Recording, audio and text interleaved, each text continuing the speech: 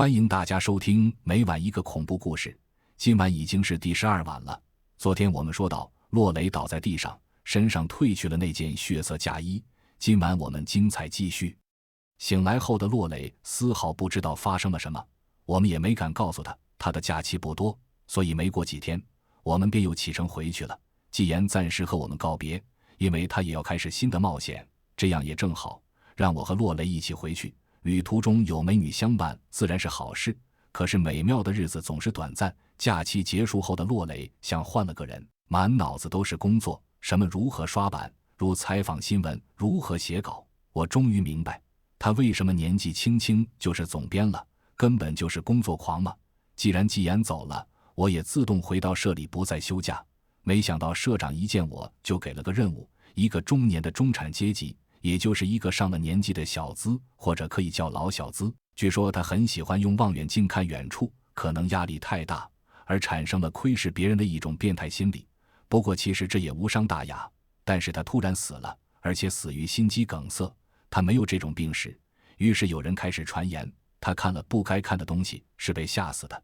这个城市喜欢用望远镜看东西的人不在少数。接下来的日子里，这件事造成了不大不小的恐慌。那个事主的妻子已经搬了出来，但后来住进去的一对年轻夫妇，没过多久又发生了相似的事故。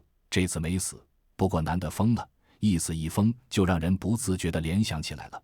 这栋房子也再没人敢住进去。社长在我看完资料后鼓励我，说我为人胆，见的世面多，这一定是个好新闻，可以问顶普林策奖等等。于是晕晕乎乎之间我答应了。后来我才知道，是因为这个工作本身也要使用望远镜，被社内所有记者拒绝了，于是社长才想到了我。想到这个曾经报道过水猴事件的业余记者，和洛雷打过招呼后，我拿着日用品和那些繁重的装备住进了那个曾经一死一疯的房子。与其他的高级住宅一样，典型的4室2厅，里面大部分可以搬走的家具都搬走了，只剩下厨房的壁橱和燃具。我试着烧水泡了碗方便面，很好，还有气有水。这么大的房子我一个人住的确有点奢侈，本来还努力赚钱准备买房，现在倒好，直接住进来了。正窃喜的时候，接到社长短信，询问我是否开始工作之类的问题。其实我住进来的时候就发现了一件很奇怪的事，房间所有的插头都被胶布牢牢地封死了。起初我以为被封死的是坏的或者漏电的，但所有的都被封了。我只好随便拉开一个，用笔记本一试，居然是有电的。我暗骂了句那个恶作剧的人，开始了我的工作。这栋楼是座双子楼，全高26层，6楼之间有个露天的阳台，一边是商业写字楼，一边是住宅楼。6楼以上2座楼之间就没任何联系了。阳台每天的关门时间是晚上10点半，早上一直到7点才会打开，让管理员清洗。我住的这栋楼楼下还有保安，一到晚上11点后是不准任何人进出的，除非有这栋楼居民专配的出入证件，可能和这里住的大都是有身份的人有关吧。在窗户的对面也是一栋楼，不过那应该是住户楼。从这个角度用望远镜可以清晰地看到对面8到14楼住户的生活状况，实在不知道那2位到底是看到什么了才那样的。我也只好一层一层地看了，每天看到的无非都是些日常生活中的琐事而已，连最基本的美女换衣都没有。真不明白那2位到底在看些什么，看得那么起劲。就这样3天过去了，直到第4天，我在无意中看到和我同楼的人的时候，看见了件奇怪的事。因为每当我在看对面楼的时候，我总感觉在房子里似乎也有人在看我，或许只是重感觉，但那感觉太强烈了。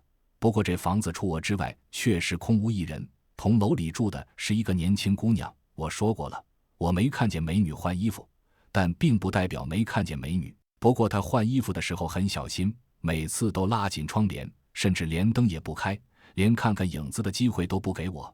那是一个留着过肩长发，大概20来岁的女孩。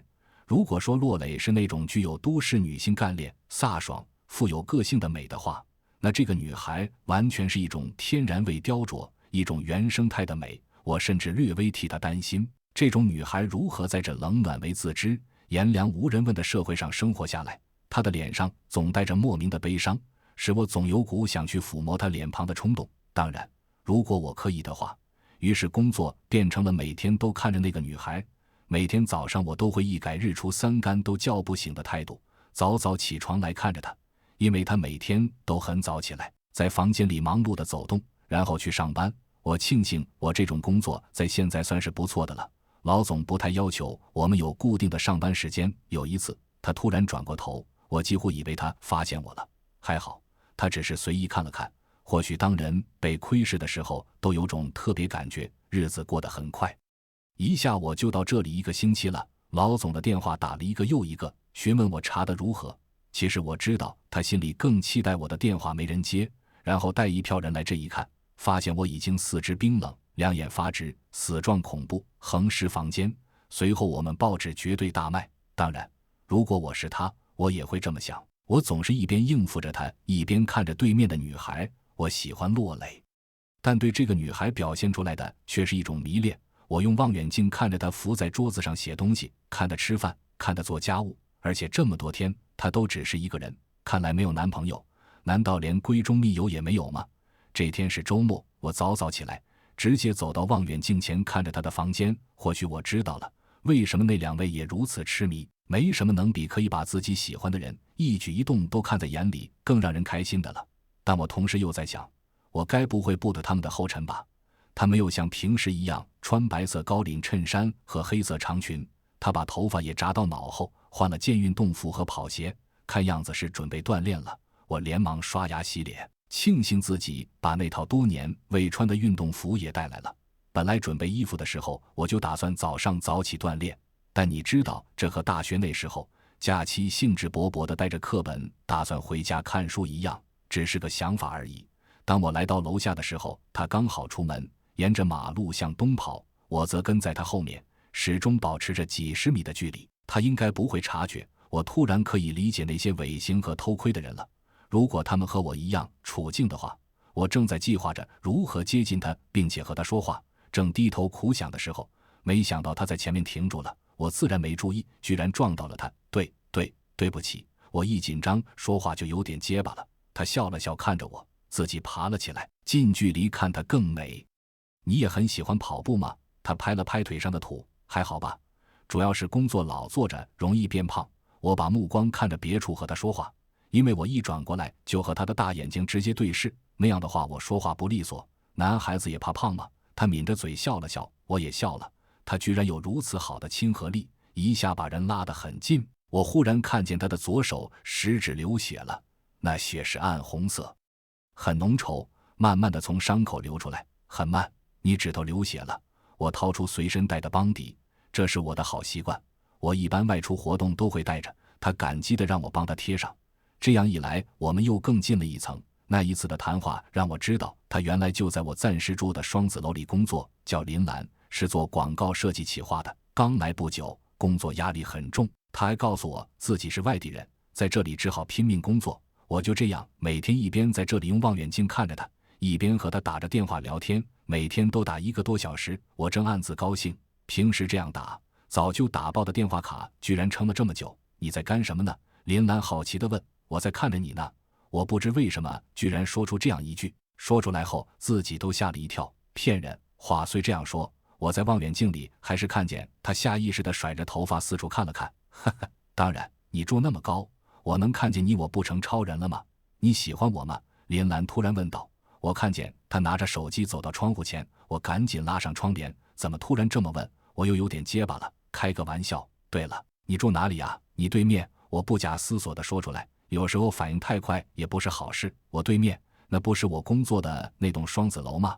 原来你和我工作的地方很近啊。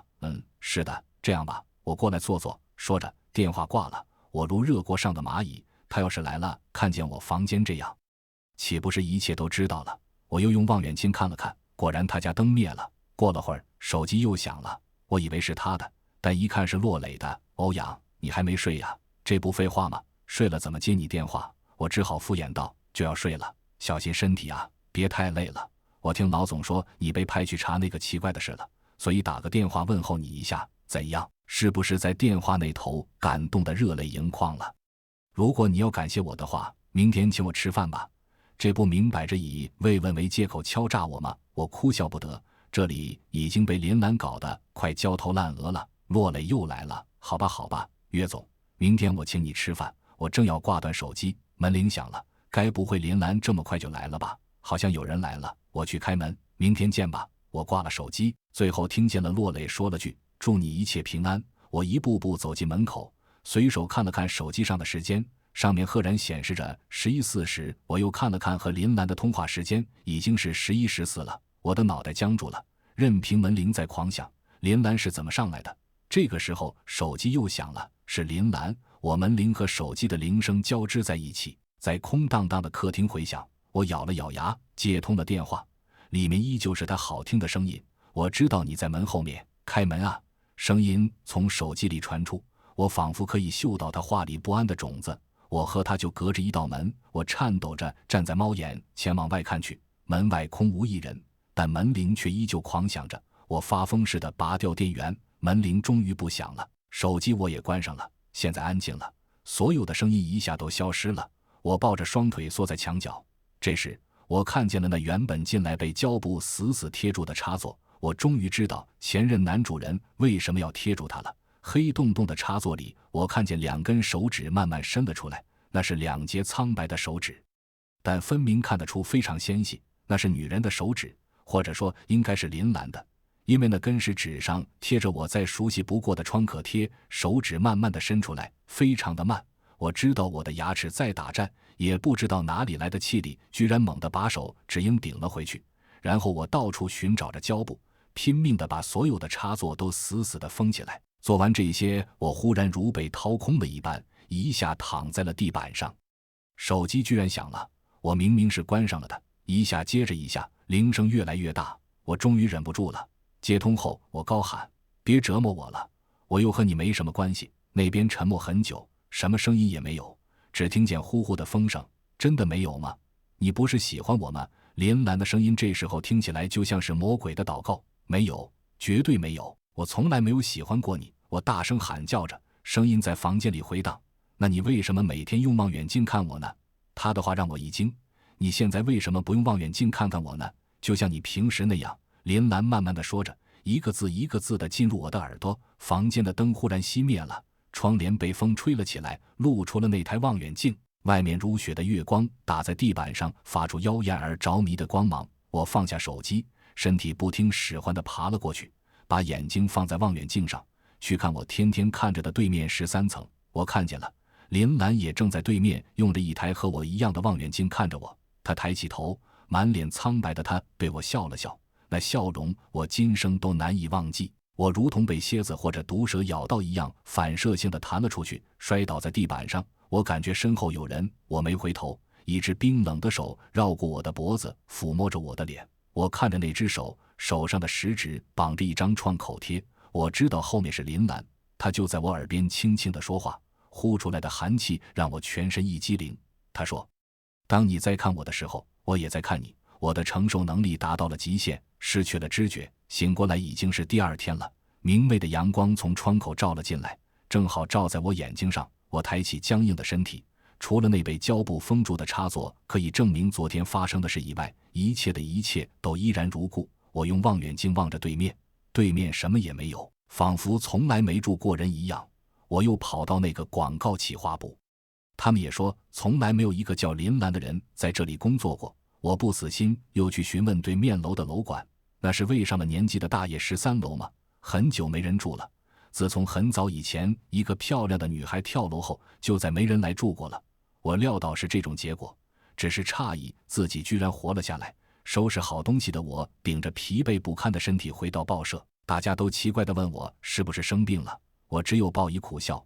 向老总汇报完后，我请了几天假，并答应写完这篇稿子。